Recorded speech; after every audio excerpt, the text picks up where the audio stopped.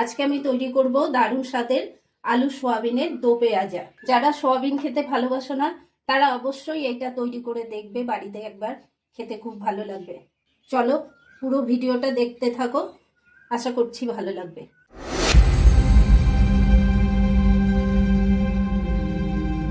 দো পেঁয়াজার জন্য এখানে আলু, কুচি করে কাটা পেঁয়াজ, টমেটো, ক্যাপসিকাম আর কিছুটা একটু বড় বড় করে কাটা পেঁয়াজ নিয়ে নিয়েছি। এখানে আদা রসুন গ্রেট করে নিয়েছি।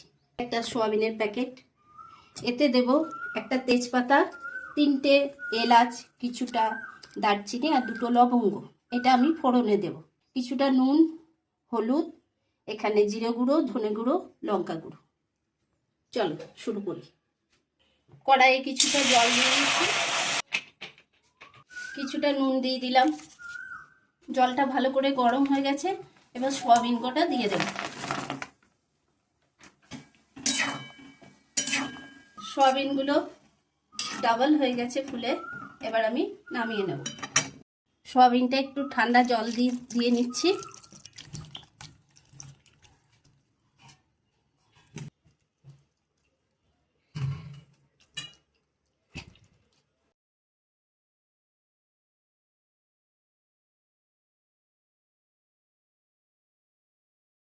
কিছুটা আদা রসুন গ্রেট করে রেখেছিলাম, ওটা নিলাম।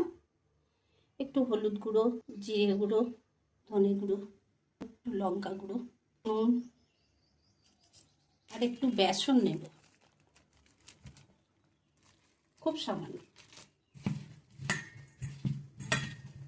এই সব উপকরণগুলো দিয়ে একটু ভালো করে মাখিয়ে নেব। এবার সোয়াবিনগুলোকে একটু তেলে মচমচে করে ভেজে নেব।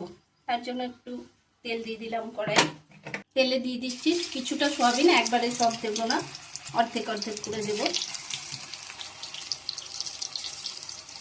একটু লাল লাল করে ভেজে নেব।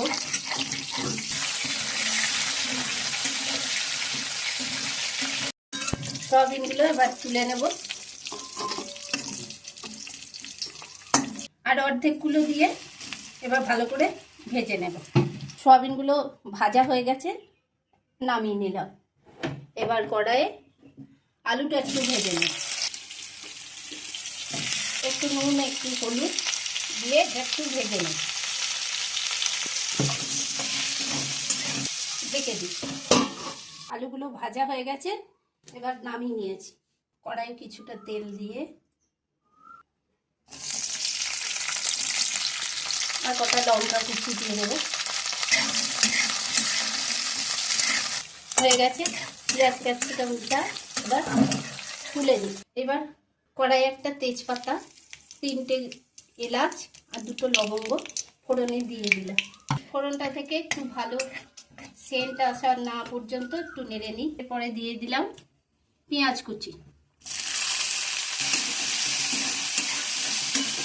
কুচি করে রাখা টমেটোগুলো দিয়ে দিচ্ছি। এবার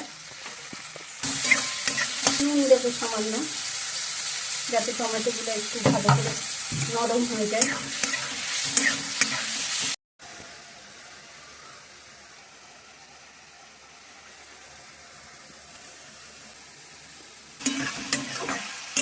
গ্রেট করে রাখা আদা রসুনটা দিয়ে দিচ্ছি।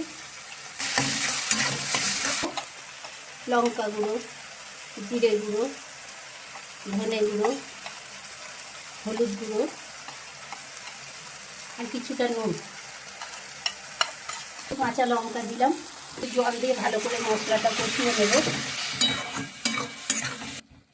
মশলাটা একটু কষুক ভালো করে।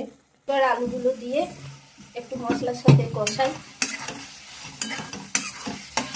আলুটা মশলায় ভালো করে কষানো হয়ে গেছে, সেদ্ধ হয়ে গেছে আলু।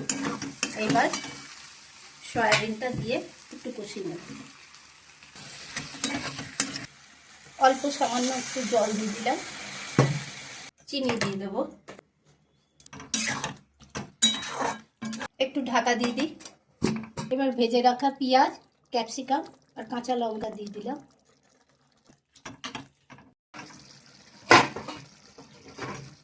নামানোর আগে কিছুটা গরম মশলা দিয়ে দিলাম। রান্নাটি ভালো লাগলে লাইক, কমেন্ট, শেয়ার এবং সাবস্ক্রাইব করে দিও। আর ফেসবুকে আমার পেজটি ফলো করে দিও।